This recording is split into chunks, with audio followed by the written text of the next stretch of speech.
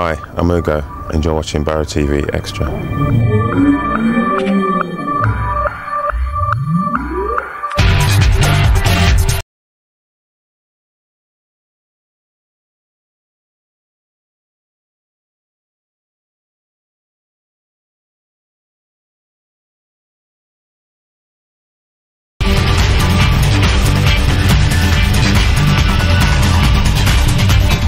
Hi, I'm Maccarone Massimo. You're watching Borough TV Extra. TV. You're watching Borough TV Extra. TV. Nearly.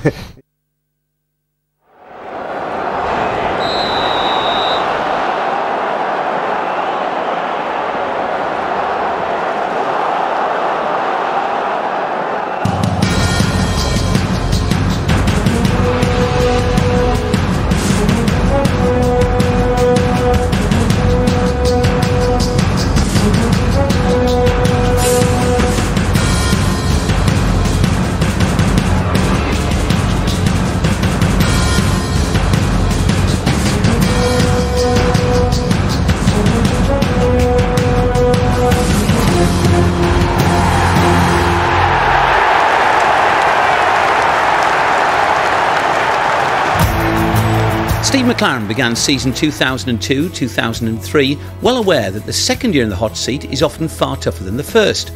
But Mac was ready for the challenge. After coming through his baptism in management by establishing the club in a respectable 12th place, he was ready to serve up for the Riverside faithful some wonderful attacking football and to try to move Borough up to the next level. On home territory, Mac was ready to attack and bring the entertainment back.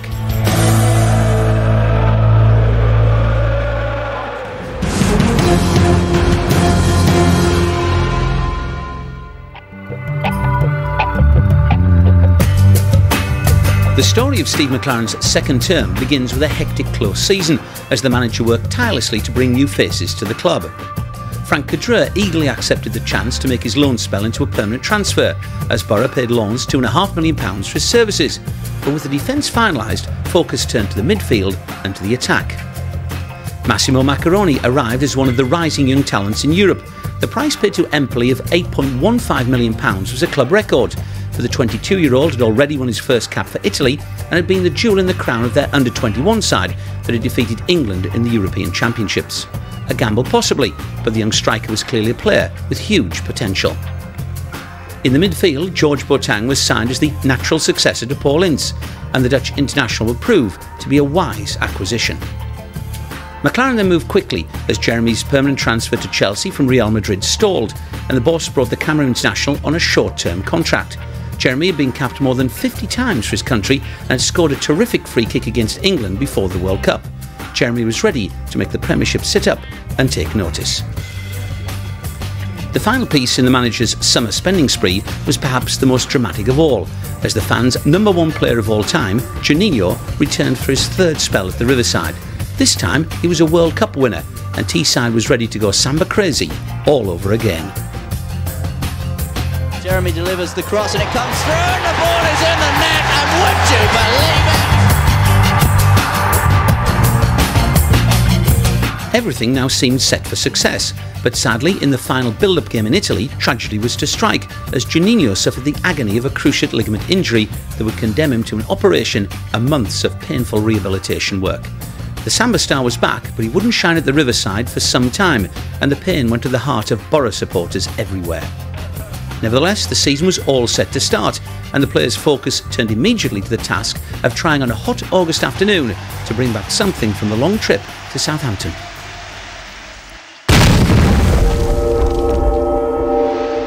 Schwarzer tries to release Carlos Marinelli away quickly, and Marinelli's ball forward is on to Maccarone. This is a great early chance for Borough, and Massimo Maccarone nearly capped his full Borough debut in the Premiership with a glorious goal. A point represented a satisfactory start on the travels, but now for the opening game at the Riverside, and enter the Gladiator. Stopped down now for Borough to Greening. Greening with a first-time ball looking for Maccarone. Maccarone will try and watch that. Maccarone! Bellissimo! Massimo Maccarone in his home debut in the Premiership capitalised on the mistake by Andy Melville, the Fulham captain, and it's 1-0. It's a terrific finish, but as you say, it's a mistake. It's a mistake by Melville. He uses his body strength, Macaroni. But what a sweet strike, right in the low into the back of the net.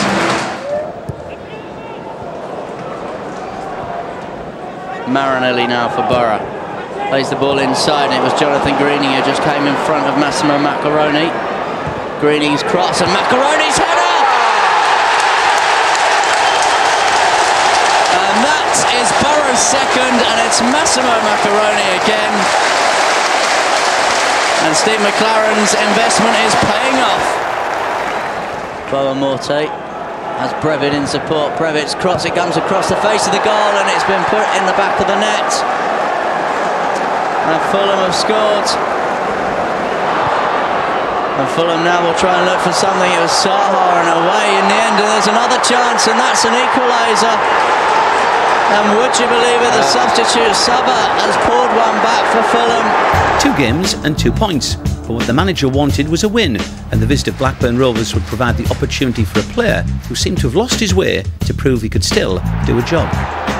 Jonathan Greening to Gareth Southgate. Southgate knocks the ball long. Johansson it was that missed it, and Jeremy's clear. It's Jeremy across the face of the goal, and Joseph Job! Joseph Job, the substitute, has done this week what Fulham did to us last week. And the referee is coming across to talk to his assistant and talk to the players, but it's a goal and Borough are ahead.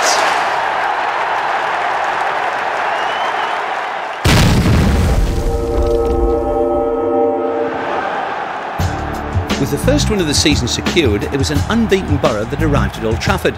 But Steve McClaren was to find out, as so many visiting managers had before, that a game against United can turn on the decision of the man in the middle. Phil Neville puts the ball in now. Scholes just tried to take it through to Van Nistelrooy on the back heel. Beckham to Giggs. Giggs first time, Van Nistelrooy! Oh. And it's a penalty kick. Here we just see it go over the top again.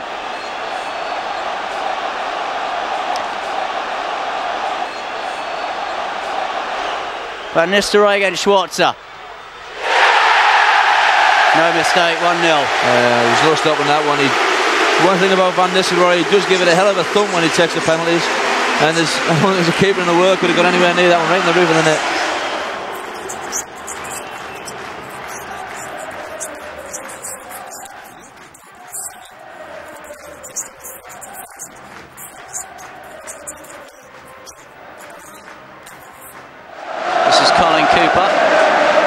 Joseph Job, who just tried to turn his man. It's Macaroni now. Nemeth went on the run ahead, but it's still Macaroni. He shoots. Goalkeeper spells it.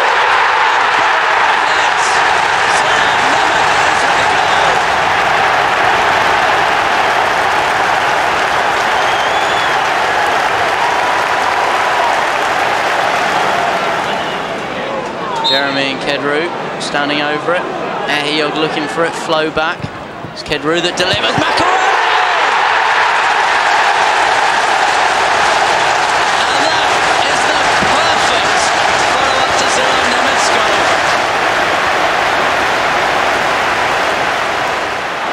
Maybe a chance for Borough to counter-attack with Massimo Macaroni. It was just 1 against 1, it's now 2 against 2, and Macaroni's ball. And Macaroni played a great ball into Zillard Nemeth, and that's 3!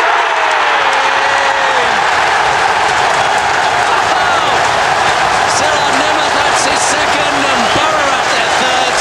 And what a brilliant counter-attack. Well, it's that old link up again. But it's all down to this pass. Macaroni done magnificent. Picks his man out, inch perfect pass. And what about that for a finish into the far corner? The Riverside euphoria would still be felt at Goodison Park 4 days later, but David Moyes was having a growing influence on rebuilding the Blues, and Borough would get their first taste of wonder boy Wayne Rooney on an afternoon that would turn sour. It's all just a little bit scrappy at the moment. Possession given away. Jeremy plays the ball forward. Flag has stayed down, and Macaroni is through on goal. It's Macaroni. He shoots. The ball's come across, and Nemeth. And Borough have scored through Zillard Nemeth, his third goal of the season. Disappointing from Paul Gerrard's point of view not to get a stronger hand on that, perhaps? Well, yeah, I would have thought that he could have collected that. He seemed to fumble at it.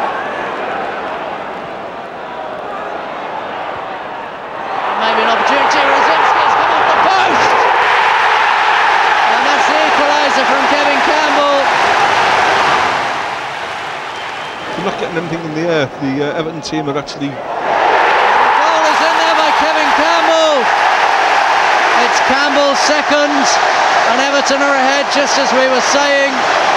Middlesbrough have lost their influential captain, Gareth Southgate, the rock at the heart of the defence, and Everton have really taken advantage of it, haven't they? Tony Vidmar had been added to the Borough squad, and the Australian international was ready for his debut against Birmingham City. But this was an afternoon that would belong to Frank Cadreur. Cadreur had started the season with a 2-match ban, and disciplinary problems and Frank would sadly go hand in hand as the season developed. Nevertheless, on his day, Frank could give Borough an extra dimension, and his free kicks, well, let the pictures do the talking. What a goal! Fantastic, Frank! Absolutely. Frank Cadreur, he did it once last season and he's done it again today. Frank Cadreur has opened the scoring for Borough. Absolute blinder. We've seen him take free kicks before, and this one's come off. What do you say? Balls in and around the area, gets you a free kick, and he does that. Brilliant. We get to see it again. Yeah, tremendous. Goalkeeper. I was going to say Jeremy was going to take it because he was going to float one in the other way, but the only option was to shoot, and he's bent it right into the top left-hand corner. Brilliant. Absolutely superb goal.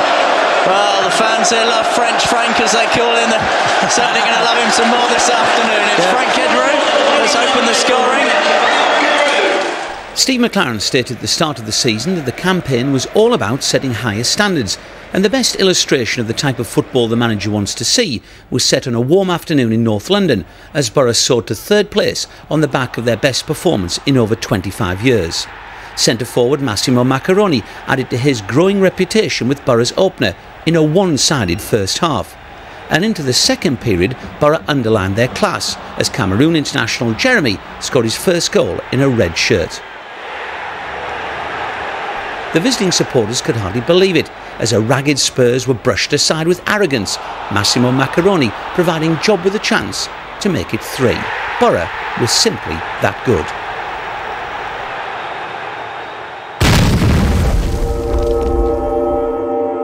The capital was also the destination for Borough's opening round of the Worthington Cup. Wholesale changes were made for the trip to Brentford as stars of the future and players on the fringe of the first team were given their chance to make their mark. Marinelli then turned provider as the tie was effectively all over by half-time as Noel Whelan rounded off the Argentinians' brilliant build-up play. The second half could be enjoyed by the travelling supporters as Mark Wilson curled a beautiful shot into the top corner of the net for Borough's third goal on the night. And just before the end, Stuart Downing showed his delight at being part of the first team with a splendid finish, and the Borough boy enjoyed his celebrations with his supporters. The late goal from the Bees could hardly spoil the party, as Borough progressed comfortably into the third round of the competition. Back-to-back games in London had produced 7 goals, 3 points and a cup win. The season was clearly well on track. 10 games into the season and Bolton Wanderers came to the Riverside Stadium. It was the final Premiership game before England's European Championship qualifiers against Slovakia and Macedonia.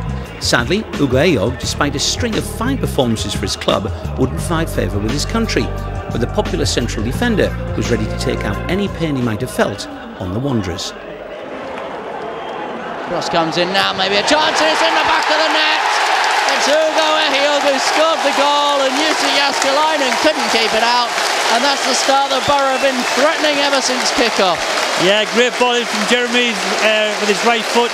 He's lost his mark in the box. Ugo had a good contact on the ball and finished beautifully. In the end, it's Maccaroni who launches it. And job it was that rose highest and won that header.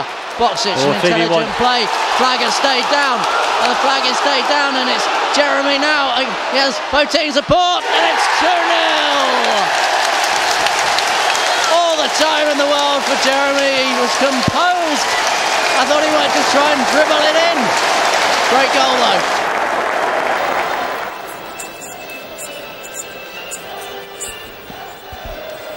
Ladies and gentlemen, there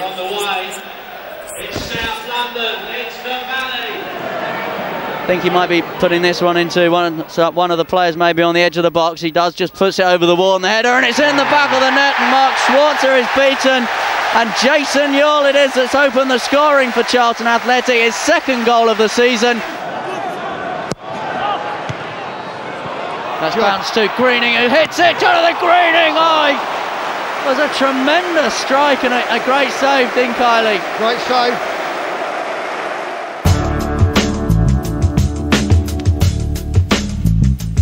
Stuart Barnaby is one of the bright young stars at the club and was given his Premiership debut against Leeds United. But whilst it was an afternoon to remember for one full-back, it would bring only late despair for the other, as Frank Cadreur would see red. Barnaby just tried to lay it off with his chest. The shot maybe now will come in from Viduka.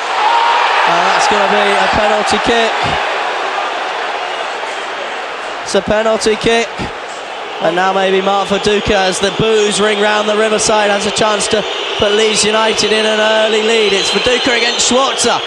Oh, and he just puts it beside Mark Schwarzer.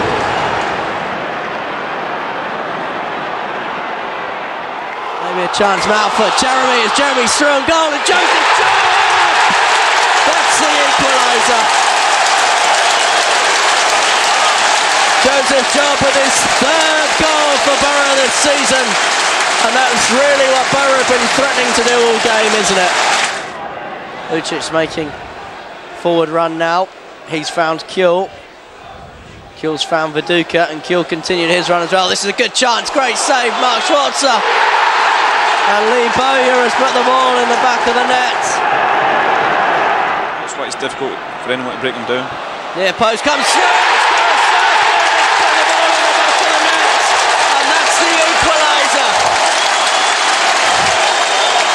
Southgate, the captain, he hasn't scored yet for Borough this season. In fact, in interviews he joked that he'd got his goal of the season in pre-season. And now a chance for Leeds United to come away with the ball. And that looks like it's going to be sending off. Another yellow card for Frank Kedrue. And Kedrue is off. It's his second bookable offence, Frank Kedrue, and both teams down to 10 men now.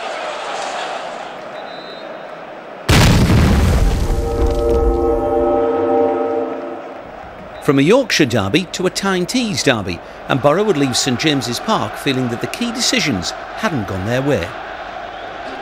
Macaroni then on the edge of the box for Middlesbrough. Cross comes in from Jeremy. Good header away by Hughes. Macaroni goes down under pressure. Few appeals for penalty, but not given. And maybe another opportunity for them now as the ball comes in. Amiobi it is, he finds a bit of space and shoots! And Shola Amiobi has put Newcastle United ahead. Maybe an opportunity now for Borough to do something. It's with Macaroni. Macaroni shoots, it's hit the post! Oh, he was the woodwork away from equalising, Massimo Macaroni. And that's the first real effort in this second half, and how close Borough were to getting the equaliser. Schwartz has lost it, and this time the ball is in the back of the net. And it's the young central defender, Stephen Caldwell, who's added the second.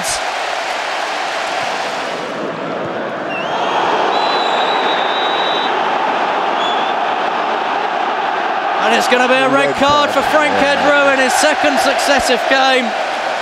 And Jack Charlton, you said he needed to watch himself. And Borough down to 10 men, 2 down, and it's all gone wrong.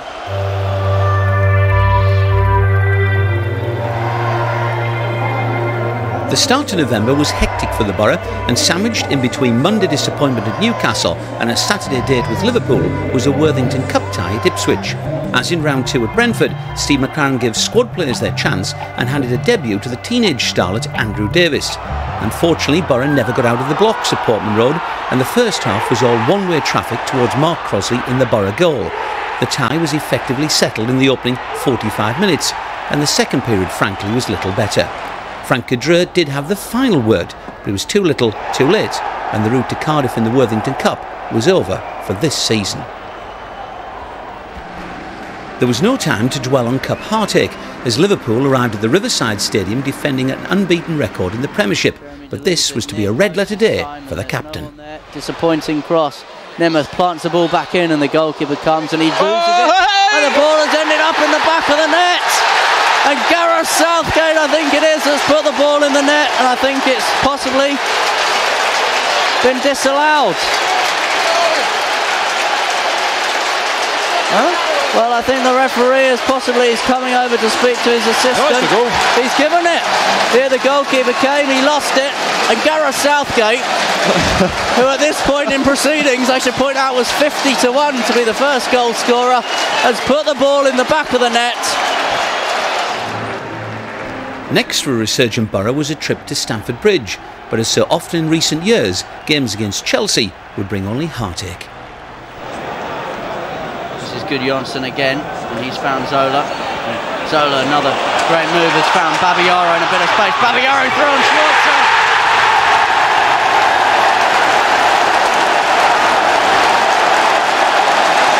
First possible start for the second half for Borough here at Chelsea.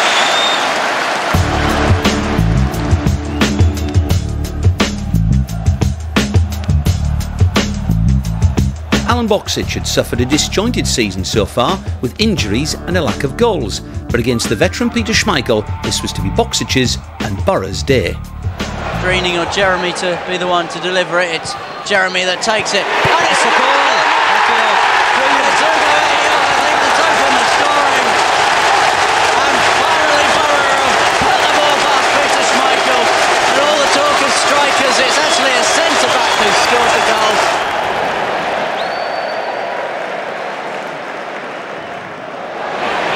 Jeremy will have a second opportunity to deliver it.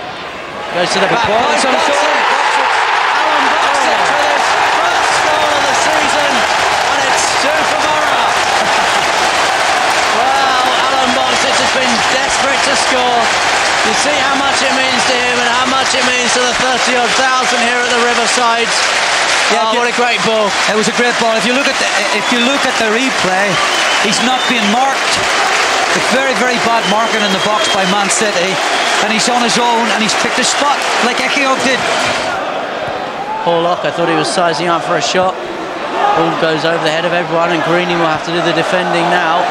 Well, he tried to keep the ball from going out for a corner, and I think he nearly put his teammates back in trouble, Jonathan Greening. Might just sit down now for Manchester City. Gota on the turn, and Nelka! Oh, and it's eventually gone over the line. Back to Greening, and now Macaroni had that goal disallowed a couple of moments ago. Now maybe Macaroni turns inside, shoots, it's cleared off the line by Jensen. Maybe Jeremy now.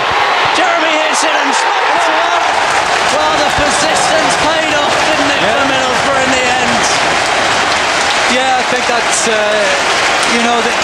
they've actually pinned Manchester City down in their own half, and they've had a couple of chances, so they deserve that one. Clearly this was turning into a season to relish for fans at the Riverside, with 6 wins and 2 draws.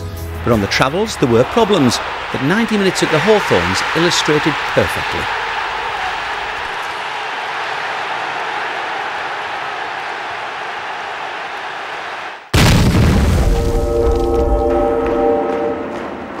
After the despair in the Midlands, it was something of a relief to look forward to back-to-back home games.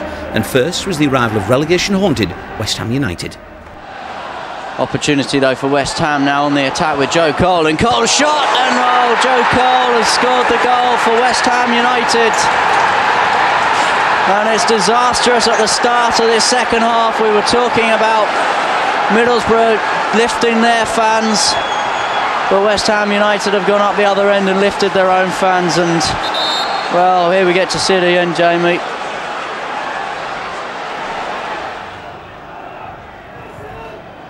Still barking instructions to his players as Borough go on. It was a great back heel from Boksic. This is Nemeth. Nemeth has equalised! Well, look at the delay on Zillard Nemeth's face. It was a fantastic move from Middlesbrough. And the substitute, Zillard Nemeth, who came off the bench at half-time, has scored the equaliser for Middlesbrough. And we were just saying that there was signs Borough were coming back into this one. And well, that's the perfect way to continue this game. Oh, that's brilliant. I mean, it's obviously it's a great opportunity now to go on and win the game. And the ball has come through now to Defoe's in a little bit of space against Southgate, and Defoe shoots, and well, could you believe it, it's Ian Pearce who's scored the second goal for West Ham United. From a football point of view, Middlesbrough have been brilliant, at times. Cross comes in, and that's the equaliser. Sugo Ehiog again. Well, he spoke on Borough TV about his goal celebration that he was going to do next, and well, he popped up with an equaliser against Leeds United. He scored against Manchester City a couple of weeks ago, and he scored the second one here at the Riverside. And West Ham have been ahead twice, and Borough pulled back twice, and that's a vital goal, isn't it? Yeah, great character. I mean, it's a great corner, and he comes in there, competes, puts the, gets a good header on it, and fortunately it's gone in the back of the net. By December, Jeremy had already established himself as a firm favourite amongst the Borough supporters, and his reputation as a player of genuine quality was underlined by a moment of magic against Chelsea. And he's in my dream team, so if he scores, I'll be doubly happy. I know, I haven't had a bet on him today though, so well, I'll take it if the ball goes into the back of the net. In fact, it's Jeremy that takes it, and Jeremy! Oh! What a goal from Jeremy! I bet you wish you'd put him in your dream team now. I've got him in my dream team as well. Don't worry about that. What a strike! What a goal! And Carlo Cudicini. Well, nowhere near. Here we see it again. Look at that. And I was spot on about Frank taking this free kick there, wasn't I? Well, that's why we have the experts. Yeah. What a free kick that was. Maybe Cudicini thought it was going to be Frank Pedro hitting it as well, but that's terrific skill from Jeremy. John Terry forward. Gallas is the only man really back for Chelsea at the moment. Cross comes in now, and it's come through a load of players, and it's been put in the back of the net by John Terry. We talked about how this was a vital moment, vital 5 minutes. And John Terry it is that scored the equaliser for Chelsea. Both teams ball forward to Nemeth. Parnaby's joined the attack, and now Jeremy as well. Parnaby's continued his run. This is Nemeth, who's just had to turn into Boxic, and Nemeth, his flag is up. Well, Nemeth put the ball in the back of the net. Well, I'd like to see that one again. That looked very, very tight. Well, the flag was up. It would have been the perfect time, just on the hour. There's the ball. He's onside, isn't it? Nowhere near offside. That's great play again, as they did last week. Terrifically timed run by Nemeth. Great 1-2 with Boxic, and the lineman's got it completely wrong. Well, that should have been Borough's second goal.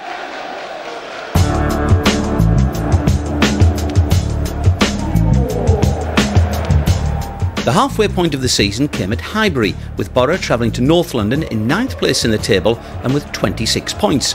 But the 90 minutes will bring a pre-Christmas triple blow of injury to George Boateng, a red card for Luke Wiltshire, and defeat.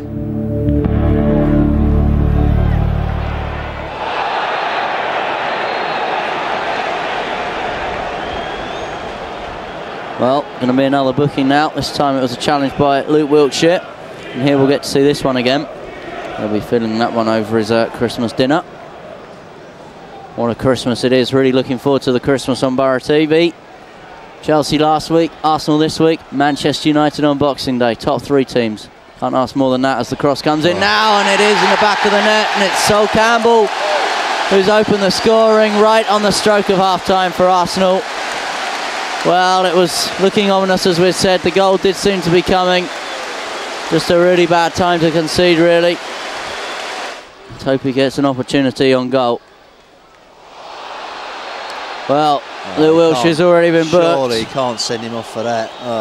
It looks like Luke Wiltshire's gone. I think Gareth Southgate's trying to have words in mediation, but it's a red card for Luke Wiltshire. Well, his first start in the Premiership this season. He was booked earlier on in the game. I can't really. I mean, that's definitely. I mean, that's not a booking in my eyes. That isn't a booking. He's enthusiastic. The kid. He wants to, wants to do well.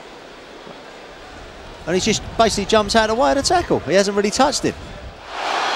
The Arsenal fans want another one. You can hear them, but trying to raise their team.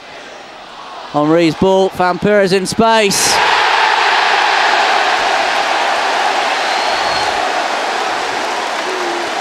And that is the second goal for Arsenal. And to be fair to them, it has been coming. 13 goals last season, 3 in the Premiership this season. Well, and that's number 4.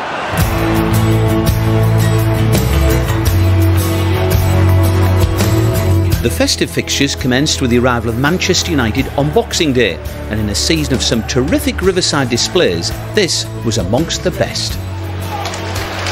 Now Kedru goes forward again for Middlesbrough, plays the ball through the middle to Joseph Job. This is a great move. It's with Jeremy in some space now. Jeremy just touches the ball back. And Blanc it was that came in as I think Joseph Job was waiting for the ball to come to him to lay off his shot. Maybe another opportunity now as Jonathan Green. He hasn't scored yet this season. Flagger stayed down, Boxic. Oh, saved by the feet of Bartes in the end. Good header, an important header that one from Frank Kedru, and well, he's got away now as well. He combined brilliantly with Greeny, and Kedru found some space. Boxic has gone through the middle. Kedru's beaten another man. It's still Frank Kedru. This has got to be Boxic now, and that's the goal. Oh, and Alan Boxic has opened the scoring. Well, he had one chance a few moments ago. He's had a second chance, and he's made no mistake, and it was all down to that man Frank Kedru. What a goal, Alan Boxic. Well, it's amazing. We're just going on about how poorly Alan had played in the first half, and he hadn't really got involved in the game at all, everything breaking down. But he finished that one off delightfully. He's getting off at half-time now, because the half-time whistle's just about to blow it the next minute or so. He'll be getting off at half-time, the hero now, but the hero for me was Frank Kedru in the build-up to this goal. It was headed away by Wes Brown. Jeremy puts the ball back in though now, and maybe a chance for Nemeth. Nemeth's just got ahead of his man, and that's 2!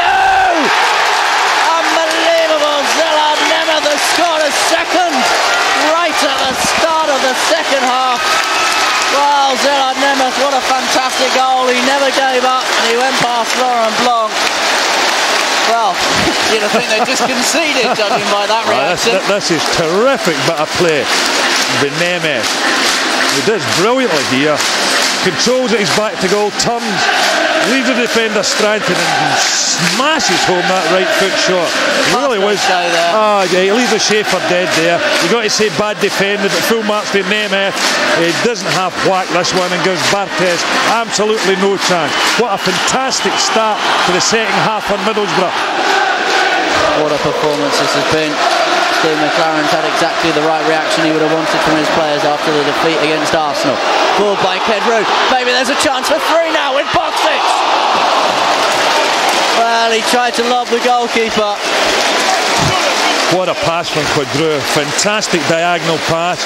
Alan Boxic gets in between the defenders. Bad defending again by Manchester United. It's a good first touch, but the lob just too much on it. Just over Bartes' bar. Great first touch. And now Scholes comes forward. Scholes to take on Greening perhaps. Ball's come out now to Solskjaer. Solskjaer delivers a cross in. And Ryan Giggs has got one back for Manchester United. Joseph Job won the header. The flag stayed down actually, and Jeremy it is that's on the end of this one. Job and Macaroni's continued. Massimo Macaroni with the header. Maybe Joseph Job for 3. And surely now Middlesbrough have scored 3 and will get the 3 points. It's Joseph Job with the goal. And credit to Massimo Macaroni. It was a great knockdown from him that put Joseph Job in. And Steve McClaren there is telling his players to keep concentration, keep alert and keep thinking, but what a great goal. Well, it was a peculiar, everybody thought Massimo Macaroni was in offside position. Jeremy whips a great ball in from the right. Macaroni very unselfish, knocks it across the goal to Joseph Job, and I can't think of a Middlesbrough player today that deserves a goal more than Joseph. 3-1 for my money, game over. Well, there's 4.5 minutes left. Stranger things have happened, but at the moment it's Middlesbrough 3, Manchester United 1.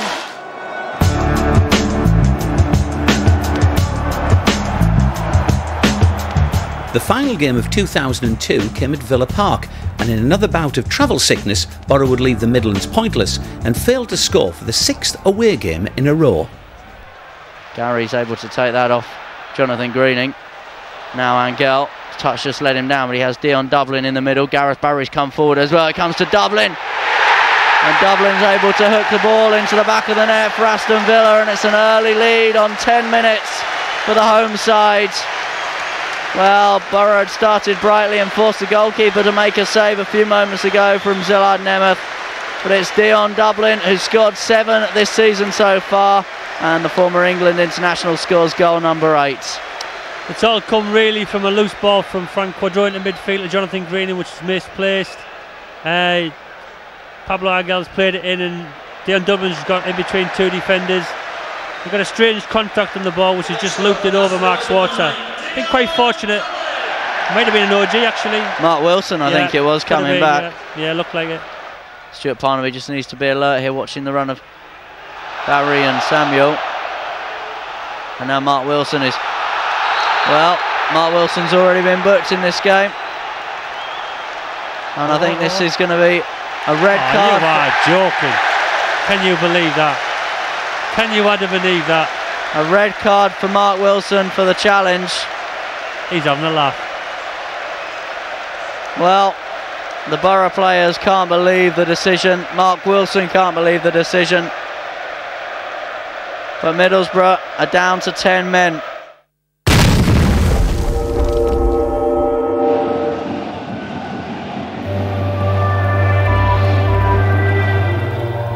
The new year opened for Borough at Blackburn Rovers, and in a campaign that had been badly affected by injuries to key players at critical times, Ugo Eyog would suffer the pain of a punctured lung, and needless to say, another game away from the Riverside would bring a defeat. Blackburn Rovers. Well, it seemed to be coming at the start of this second half. Blackburn Rovers it was that had started brightest of all, and Dwight York has opened the scoring. 13 minutes played in the second half. The FA Cup had seen Borough denied at the semi-final stage last season, but the third round draw hadn't been kind, and every fan knows what tends to happen when we go head-to-head with Chelsea. Saw Steve McClaren ahead of this match in the tunnel. He was keeping half an eye on the Manchester United game earlier on today, and he looked in pretty high spirits. Let's hope Chelsea don't dampen them now with Hasselbanks in space for Stanic. Stanic shoots! Well, the goal had been coming, you might say, and Mario Stanic has scored it, his 4th of the season for Chelsea. And just as we were talking about how Steve McClaren would be happy with the scoreline 5 minutes before half-time, it's an awful time to concede a goal, and Chelsea have scored it. Jeremy and Kedrua standing over it. There's players forward like Vidmar making runs. Will this be the defining moment of the second half when Borough get the equaliser? Kedrua whips it in. Goalkeeper will need to make a save. Well, send it up in the back of the net. But the referee has come diving in. I think the foul will be given against Dean Windass, and players like Grongpa and the referee are keeping Dean Windass back. It was his challenge on the goalkeeper, and now every player, it seems, bar 5 or 6 red shirts in the back of the goalmouth. Here we see it again, Alan. It's a great ball in. It's the old-fashioned take the goalkeeper as well. It was a foul, obviously was. The player's reacting a bit sillily though. As that ball came in, Windass needed to go for it. He knows he's got to take his opportunity. He was a little bit late. Obviously was a free kick. But the Chelsea players have really responded in a way that perhaps is not that necessary. I hope nothing happens that's too serious for Windass. It wasn't worth that. What followed wasn't nice to look at, but you know, the incident didn't necessarily provoke that very thing that followed. That was a lot of other players. The incident, if he is to be booked, I think that perhaps would be the right thing. Let's see what he's going to do here. Every supporter here at Stamford Bridge on their feet and booing Dean Windass, but the Chelsea goalkeeper Carlo Cudicini has been sent off. Unbelievable scenes here at Stamford Bridge as the Chelsea players surround the referee. Well, Claudio Ranieri has a bemused look on his face. I think the red card was expected to go to Dean Windass. It's gone to Carlo Cudicini, the goalkeeper, I presume, for his reaction. And, well, none of us predicted that one. Ball forward, aim towards Whelan. Ball won't sit down for Noel Williams. Comes out as far as Jeremy! Yes! Oh, it's gone wide. I thought it had bounced into the back of the net. And De Hoy, the substitute goalkeeper, well, he kept his side in it there. After the high of the Boxing Day win over Manchester United, Borough had now suffered 3 defeats. So there was a real need to pick up at least a point from the visit of Southampton, and the inspiration for a fight back would come from 2 substitutes, Macaroni and Whelan. Fernandez again, the header is on towards Marsden. Marsden tried to cut the ball back to Beattie. And that's goal number 14 for James Beattie. And Southampton have opened the scoring here at the Riverside. Oh, his vest, I think, has obvious written on it. That's a terrific strike, but again, Marsden's got space over on the left-hand side. How many times have we seen that this afternoon? In towards Nemeth. Jeremy had made the run forward as well. It's touched back to Nemeth again now. Oh, it's Joseph Job, flag is up. Well, Joseph Job's put the ball in the net. It was such a good move. That was the best bit of football of the afternoon from Middlesbrough. Really opened Southampton up there. Well, this will be the angle that shows us, Gary. Here's Nemeth. Oh, wow. I'd have to say he's probably just on. Well, Steve McClaren's side definitely started this half the brightest, but it's Gordon Strachan's team that has come back into it in the last couple of minutes. Oh, and possession given away by Vidmar to Beattie, and that's number 2 for Southampton.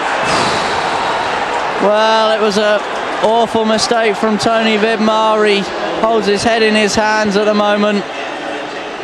We just can't believe what's just happened there, really. I mean, it's just a simple ball. It's went so far adrift. It's quite remarkable. Wiltshire with a header on towards Macaroni. Macaroni's played the ball forward towards Noel Whelan. Whelan with the shot. Oh, what a goal! That's fantastic. He spotted the keeper off his line.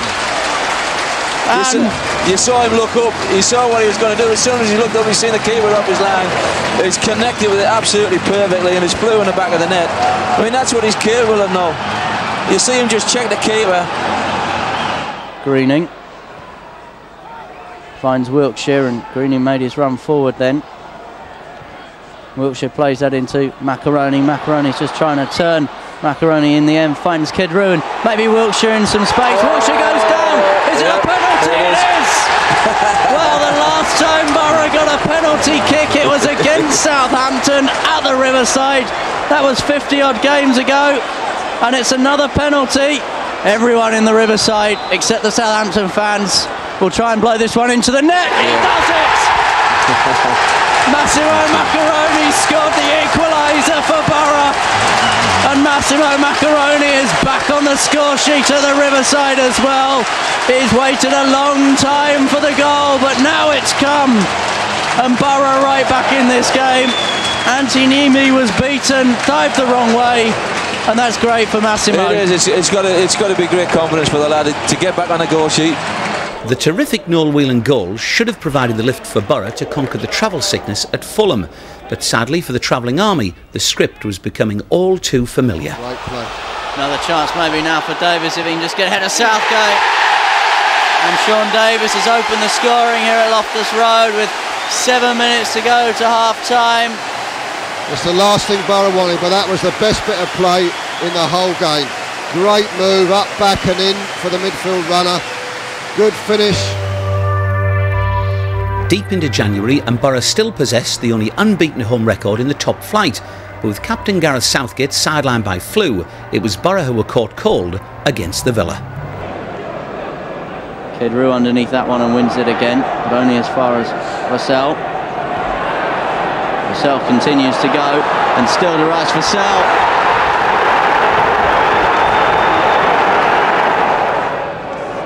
3 or 4 players forward for Villa on the edge of the box, and shot comes in the end, and it's gone straight through Mark Schwarzer, and the goal's in, and it's 2-0. Borough, of course, would love to get something before the half-time interval. Ball over the top, maybe Macaroni now! Yes, that is the next goal, and it's Massimo Macaroni that scored it. Well, we were talking about how vital till the next goal was. And Massimo Macaroni pops up, right place, right time. They'll ball in from Jeremy's. Joseph, I think, is actually trying to score there, but it's fell nicely for Massimo. Now it's Jeremy. This is Parnaby into Greening. It's another good move, and Greening might go all the way. Yes! It's the equaliser from Jonathan Greening. His first goal this season in the Premiership. Well, you can see what it means, not just to the players, but to the substitutes as well. And Borough are back on terms.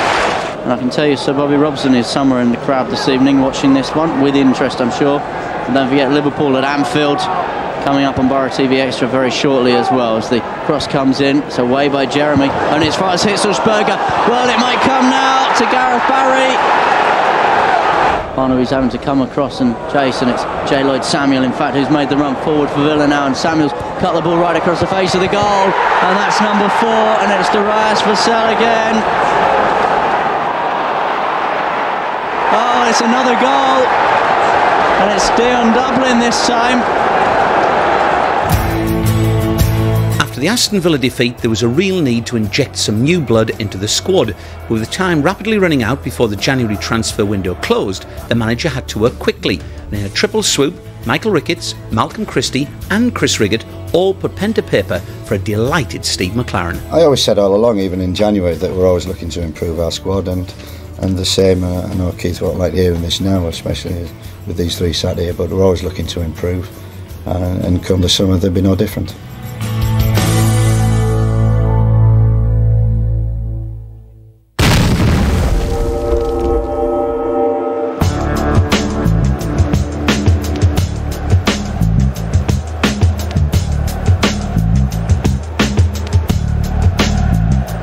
All of the new boys were included in the squad for the game at Anfield, but yet again it was to be a moment of sheer magic from Jeremy that caught the eye and ended a run of 8 Premiership games away from home without a goal. Jeremy it is that hits it! Oh! What a goal! Borough ahead at Anfield! Well, Borough have not scored away from home since the 28th of September. They've only scored 4 away from home all season. But what a way to break the duck. That is an absolute peach. That is an absolute wonder goal. I tell you what, Dudek, I mean, never in a month of Sundays did he expect that Jeremy could put it in that little corner. Absolute wonderful strike. This is Owen again now against Stockdale. Owen goes past Stockdale, past Jeremy as well. Well, the ball might sit down for Risa. Well, that's the goal that Liverpool have been threatening for most of this second half. John Arnorisa scored 5 in the Premiership. He scored against Borough last season, and he's got the equaliser here as well. Murphy it is that launches it. Ball comes right across. It might come out to Jeremy. Surely Ricketts now. Oh, they've cleared it off the line twice, and still Michael Ricketts was battling for it. Well, John Hendry, you correctly predicted that Borough would get another good chance in this game. Perhaps that was it. With a cure for travel sickness now found, a confident Borough made the short journey up the A19 looking for a double over Sunderland, and young central defender Chris Riggott will never forget the game he played himself into the role of Teesside folk hero. Jeremy to whip this corner in just for a glimpse there of the Stadium of Light. And there's another header and a fine save again, but Borough ahead, and it's Chris Riggott that's done it. Well, Chris Riggott immediately starts repaying that transfer fee. Steve McClaren bought him in on transfer deadline day. He's in the side in place of Ugo Ehiogu, who's still missing following his rib and lungs injury. And Christian Riggott has put Borough ahead at the Stadium of Light. Just look at the pace on that ball. It's an in-swinger again, as I told you, and he swings it in with a lot of pace on it. They're very dangerous. A little header into an area, comes off the goalkeeper, makes a good save, and he's walloped it in the back of the net. Now, it didn't surprise me one little bit that Middlesbrough have taken the lead. They've looked much the better side.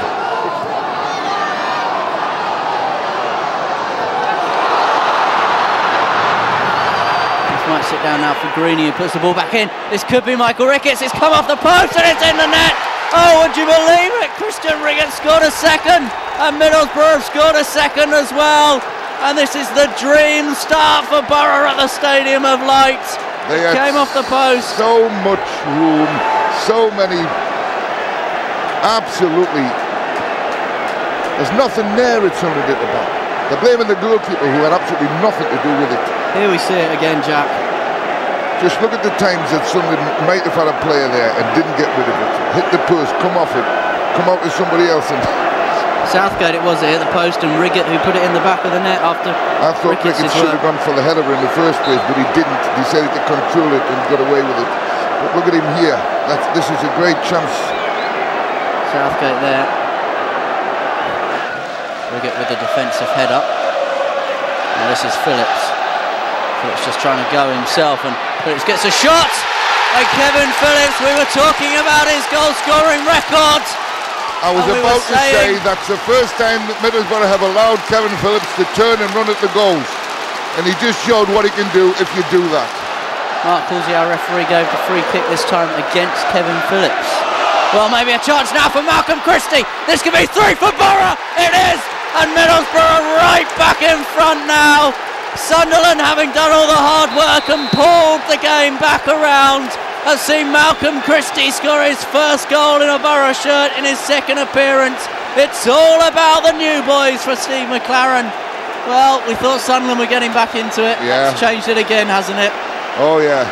Kevin Kilburn, we've got a lot to answer for that little ball he knocked back.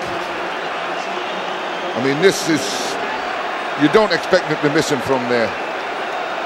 Goalkeeper doesn't know whether to come and smother the ball, doesn't know whether to stand and stay, and you could knock it past him, no problem. Middlesbrough are very, very lucky for that happened now. Well, it happened now. It's put them back 2 goals in front.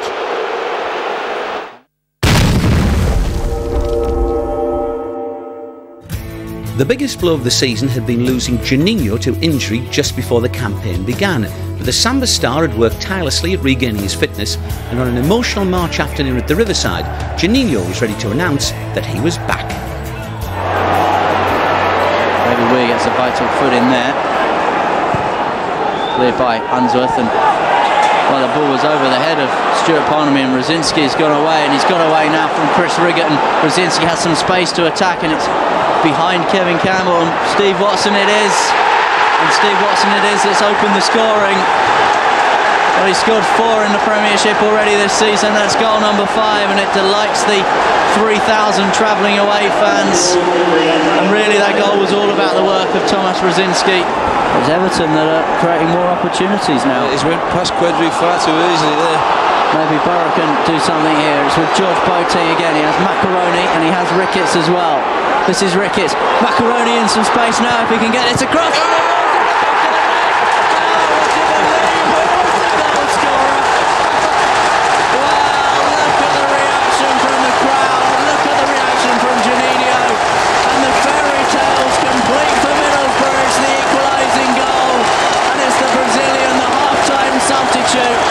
And he's gone across and he's celebrating with Bob Ward, the physio, who has done so much for his rehabilitation. Yeah, you couldn't write the script any better than that, can you, for a wee part?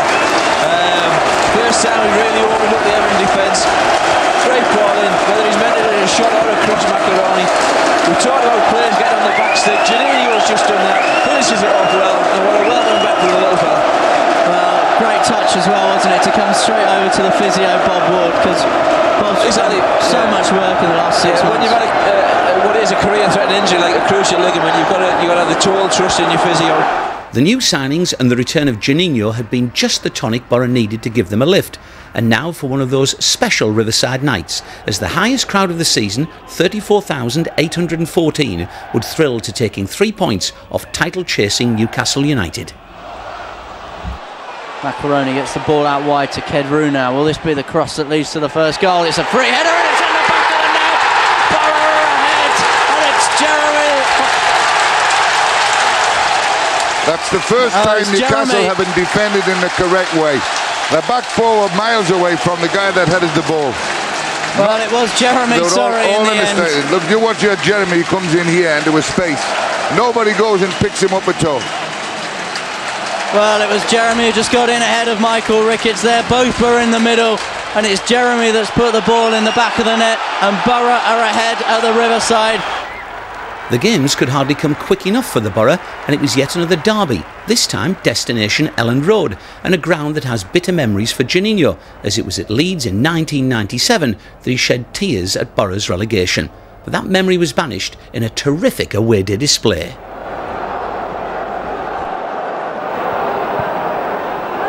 Well, Schwarzer will need to come for it. There's been a mix-up in defence, and it's Leeds United that have taken the lead.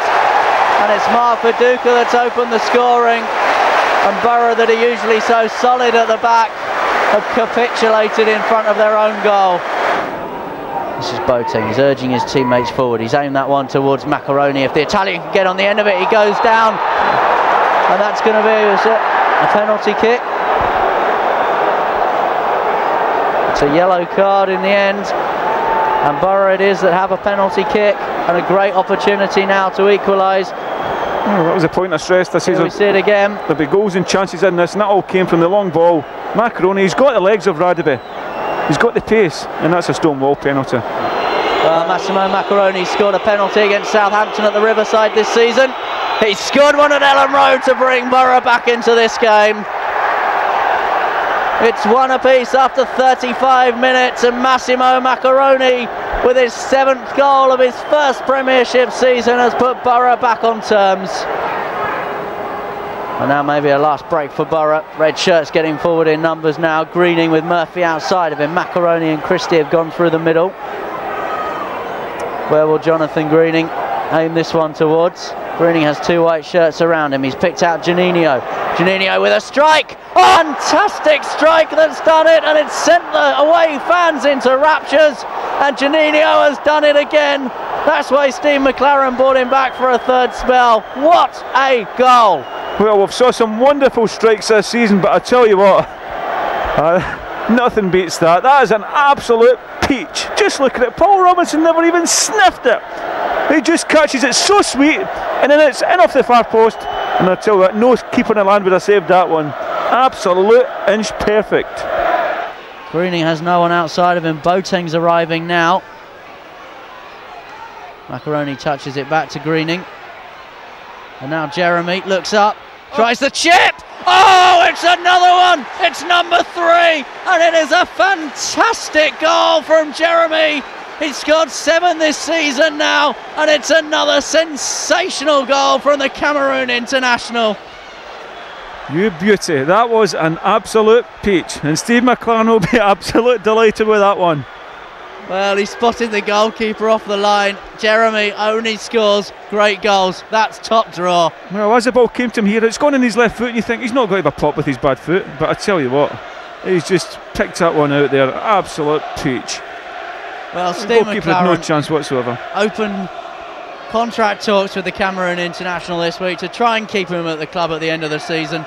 Will he be adding an extra nought on top of that weekly pay packet on the back of that goal?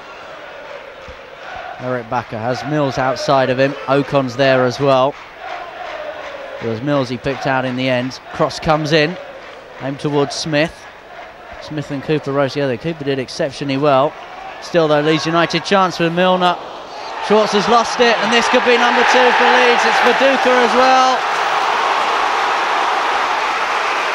And with 14 minutes, just over 14 minutes left on the clock, Mark Schwarzer has had his goal breached once again by Mark Viduka.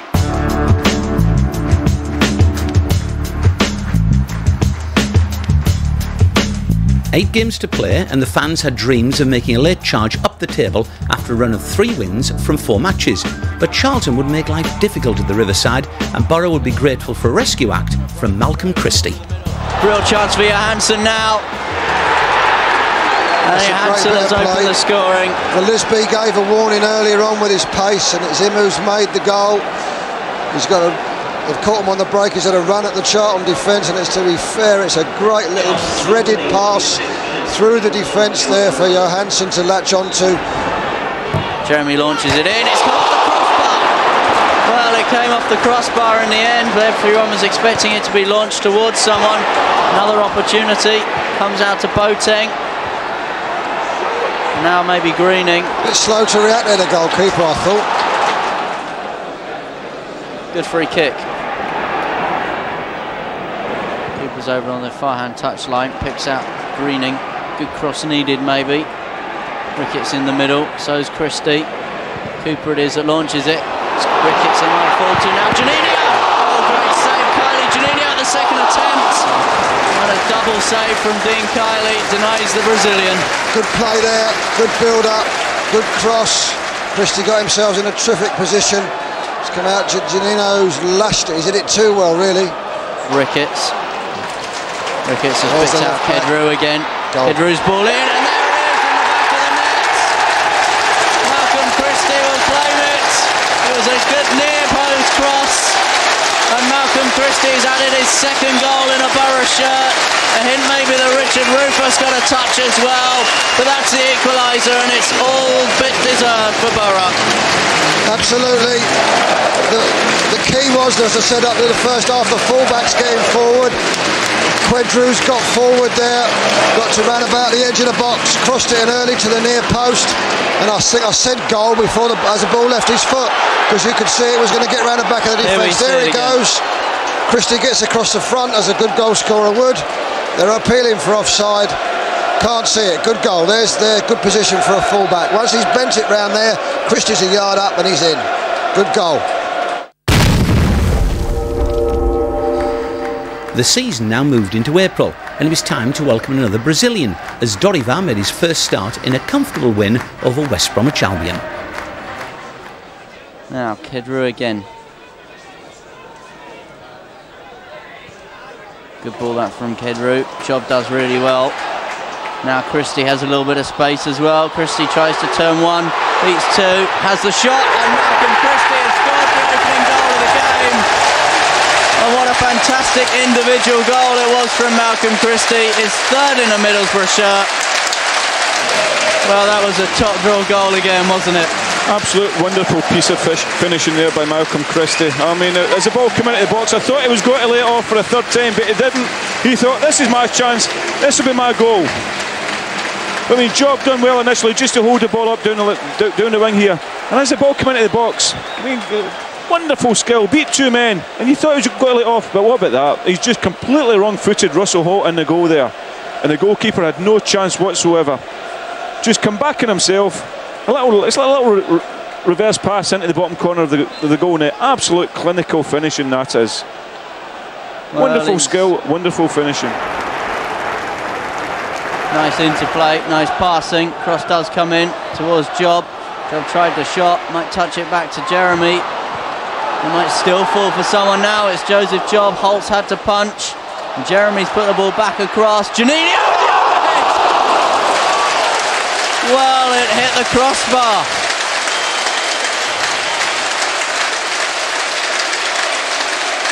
Well, there's not many players that could do that. There's not many players who have got that in their locker. But is this just in there? Never in a month of Sundays would you think the wee fella was going to do that. And I tell you what, if that had ended up in the top corner, that certainly would have been goal of the season. Absolute great technique, great ability. Unlucky Juninho. Middlesbrough look to try and find this breakthrough for the second goal. Took them 35 minutes in the first half. Into Macaroni. Juninho was looking for the touch back. In the end it fell for Greening. Greening's gone through the middle. Oh, and Greening has scored the second for Middlesbrough. His second of the season. And that surely has put the game beyond doubt for Middlesbrough now. Well, it's all smiles for Jonathan Greening. Juninho has ever had a hand in the goal. And Jono's added the second. That's an absolute wonderful goal there. Juninho just sort of plays a give and go. He gives a lucky bounce out to there, but what about that for a touch? And just in his stride, just smashes into the bottom corner. The goalkeeper had no chance whatsoever. Juninho, lovely touch there. Jonathan Greening just runs on. The pace takes him through, but a wonderful finish. The goalkeeper never even sniffed it. Well, he doesn't score many goals, Jono, but that was a great one. Yeah. And now to Riva.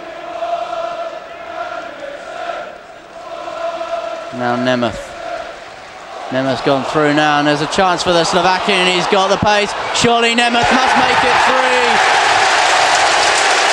Zilard Nemeth has scored Middlesbrough's third. And another wonderful individual goal from the Slovakian international. Scored 2 midweek for his country. Now scored 1 for his club. I tell you what, that is a world-class goal. Absolute fantastic goal there. His touch was magnificent. Little give and go with Juninho again. Pace past it. And what about that for composure? You will not see many better goals than that. Absolute fantastic. It's Zilard Nemeth's 6th goal of the season for Middlesbrough. Remember, in that time he scored 3 for his country as well. The 2 midweek and the 1 against England.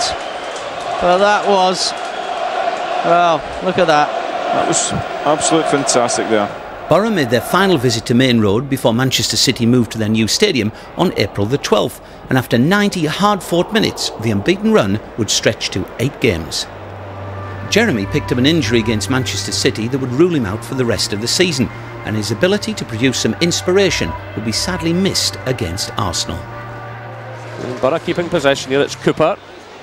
Out to that right-hand side, it's Greening, who always makes himself available, just gets away with that, and Deriva digs in against Parlour, does well. Juninho, it's a nice little ball through, a chance for Christie. It bounces off the goalkeeper, and Segan gets it away. And Stuart Taylor has taken a knock there. Malcolm Christie has got every right to go for that ball. You're a striker, you've got your eyes on goals, and when that ball is played through there, there's only one thing in his mind, and he's thinking of goals. Once again, Christie is full of running. Well, Nemeth did well to retrieve that situation under pressure from Parlour. And there's Deriva running into trouble in the shape of Thierry Henry. Wilters through the middle, that's where it goes, the first time effort. And Borough are punished for that moment of slackness. Thierry Henry and Pires poised over the ball. It's left to Henry. And it's a terrific effort, and that puts it beyond Borough now. And Arsenal pick up 3 valuable points in the run for this championship, and just look at the relief more than anything on the face of Arsene Wenger, but a free kick of the highest quality.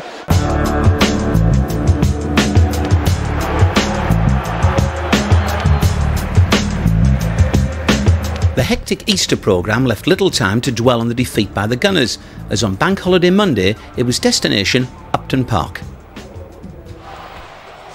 And Johnson's done well, got past Cooper. So this is an opportunity for West Ham. It's come out as far as Sinclair.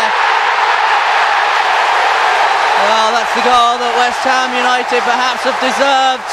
Trevor Sinclair's got 7 in the Premiership. That's goal number 8 for him. Michael Rickett's start to life at the Borough had been hit by injury and illness, but he did make the starting 11 at St Andrews. But for the Borough, little went right at Birmingham. Now Clements again. Clements is pulled forward. Well, got to be. Christophe Dugarry. Flag stayed down. Clements it is that takes it.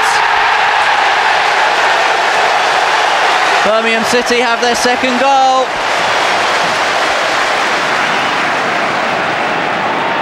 Devlin. Savage whips the cross in. Oh, and it's a 3rd goal.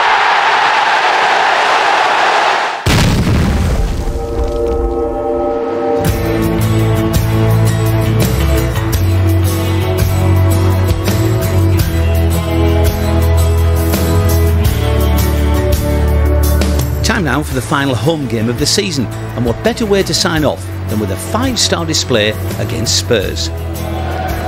Casey Keller, the United States international. Seems a bit 6s and 7s with that one for the moment, as Borough looked to break again. Stockdale had some space, but it's into Nemeth. Nemeth's got past his man. Zilard Nemeth, oh, great save, and Christie has opened the scoring for Middlesbrough. Well, credit to Zilard Nemeth, who did spectacularly well, but it's Malcolm Christie who's got the goal. Christie's 4th goal for Middlesbrough since signing from Derby County. And really, we talked about a spark. That's the breakthrough. That's just what we needed. I mean, we've had a let-off. We've had 2 let-offs there, and that's typical Tottenham. That we've had a good spell in the game, we've not made it pay, and now we should go on because that's just what we needed. Well done to Lad Nemeth here. It has to be said, doesn't it? It does, but you've got to say the ball through him. I think it was Wiltshire who's put the ball. It's a great ball, but that's great play. That he'd be disappointed not to score there, but fair play. Christie coming in. What a goal! What a finish. Well, Wiltshire and Nemeth were 2 of the changes Steve McClaren made for this game, and well, those changes have paid off immediately, haven't they? Definitely, absolutely brilliant. Nemeth's gone down. Surely that's a penalty kick. Well, Perry it is having an absolute nightmare at the moment. He slipped for the previous goal. Now he's brought Nemeth down through clean on goal. And this could be a red card, Jamie. Yeah, I mean, I hate to say it, and I hate to see people get red cards for that, because yes, it is. I mean, he's the last defender. There's no arguments under the current rules, but it's still disappointing because, he's made a challenge, although being clumsy. It's disappointing to see players get a red card for that. Well, here we see it again. Nemeth is the final man, isn't he? He's the final defender. Well, I think he's a very unfortunate man there. I mean, just watching that again as Nemeth goes through. Looks outside the box to me. Yeah, he has made contact, but I mean, it's difficult. But hey, we'll take that all day long. Well, it's a penalty kick. Juninho to take. Oh, Keller saved it, but it's got in now. Hey! Wow, how unlucky for Casey Keller. He made the save, the ball stayed on the line. Well, was that Brazilian arrogance or what? This is Juninho again. Juninho's gone inside ahead of Punchevcevic. He's had a shot. Oh, it nearly slipped in underneath Keller. Wiltshire with a shot. Now Nemeth. Oh, that's another one. Well, it's 3 in 27 minutes for Middlesbrough. Zillard Nemeth has justified his inclusion in the side. He's run straight over to the bench. It's now 7 goals in 19 starts.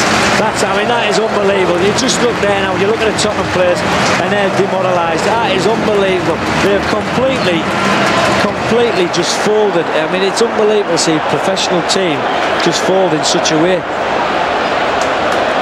Well, Zillard Nemeth, there'd been some press stories about him in the week from when he was away on international duty, saying he wanted to start more.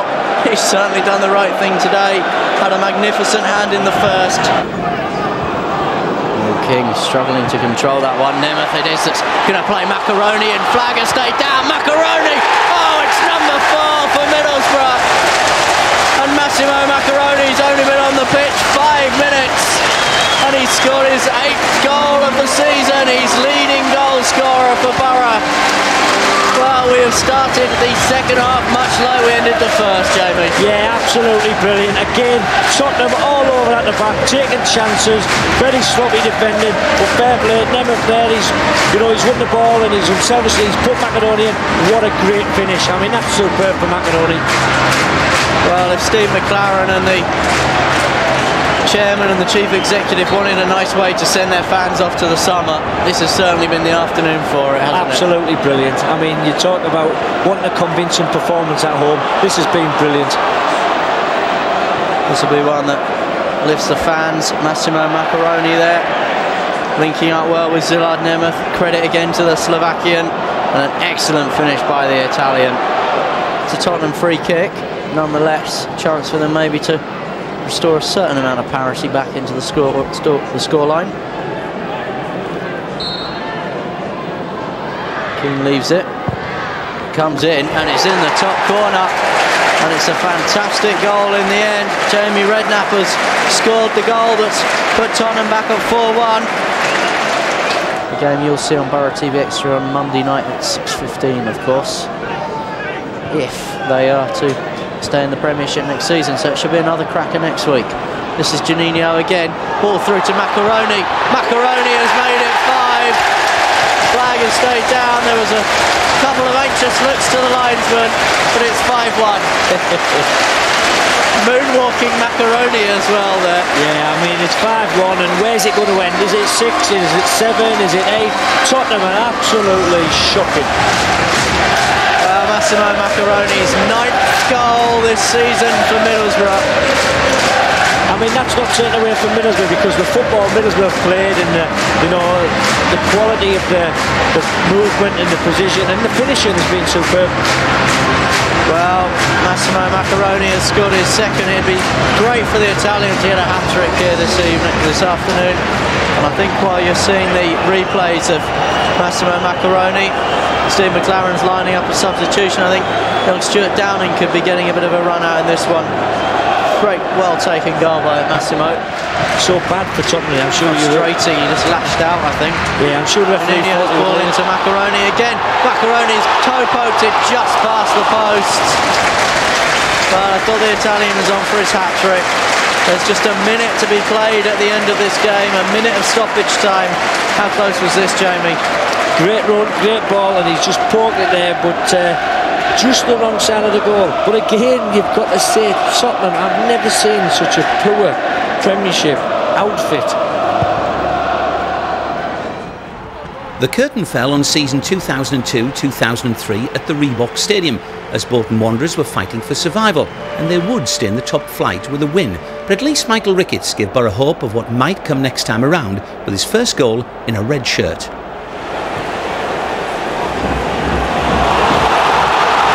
Chance, and the shot comes in and it's in the back of the net. And what a fantastic opening goal from Per Franson, and that's what Bolton Wanderers wanted. 1 of 2. Whistle is now gone. It is a Kocha. Oh, and he's put it straight in the back of the net. And Bolton Wanderers have added a second. Riggett, who's in ahead of Ugo Ehiogu, who's out with a knee injury, of course. Now a real chance. Parnaby got some space. Ricketts! Yes! Michael Ricketts against his old side has pulled one back for Borough. Well, we talked about it, didn't we, Billy? The script was written. Without doubt, that was the best move of the whole game. Michael Ricketts has pulled one back, and it's gone very, very quiet around the Reebok Stadium now.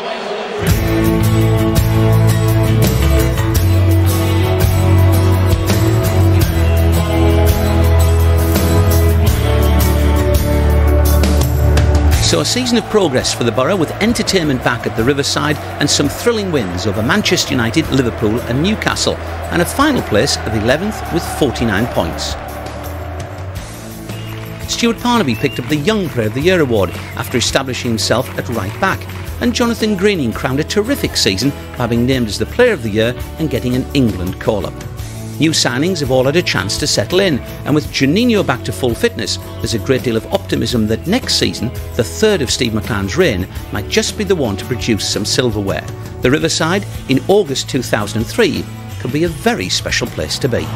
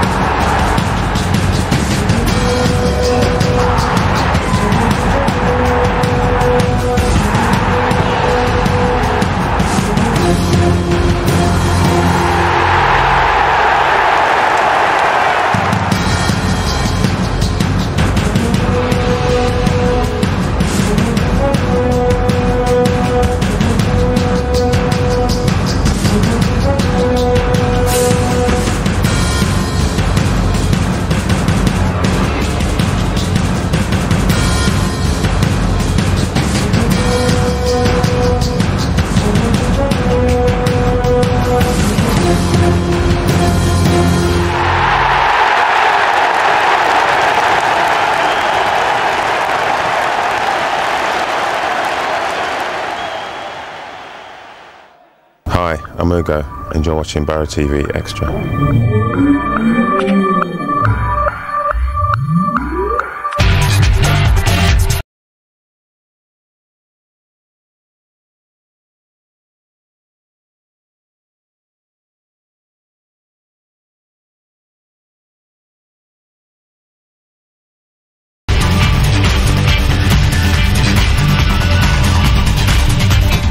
Hi, I'm Maccarone Massimo. You're watching Borough TV Extra. TV. You're watching Borough TV Extra. TV. Nearly.